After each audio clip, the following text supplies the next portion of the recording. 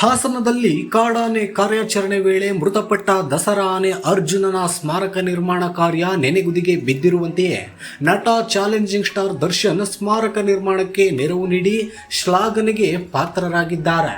ಹೌದು, ಕಾಡಾನೆ ಕಾರ್ಯಾಚರಣೆ ವೇಳೆ ಮೃತಪಟ್ಟ ದಸರಾ ಆನೆ ಅರ್ಜುನನ ಸ್ಮಾರಕ ನಿರ್ಮಾಣಕ್ಕೆ ದರ್ಶನ್ ನೆರವು ನೀಡಿದ್ದು, ಸ್ಮಾರಕ ನಿರ್ಮಾಣಕ್ಕೆ ಬೇಕಾದಷ್ಟು ಸ್ಲ್ಯಾಬ್ ಕಲ್ಲುಗಳು ಅವರು ಕಳುಹಿಸಿಕೊಟ್ಟಿದ್ದಾರೆ. ಸಕಲೇಶಪುರದ ಯಸಳೂರು ಸಮೀಪದ ದಬ್ಬಳ್ಳಿಕಟ್ಟೆ ನೆಡುತೊಪ್ಪಿಗೆ ಕಲ್ಲುಗಳು ತಲುಪಿದ್ದು, ಈಗಾಗಲೇ ಸ್ಮಾರಕ ನಿರ್ಮಾಣದ ಕಾರ್ಯ ಆರಂಭವಾಗಿದೆ.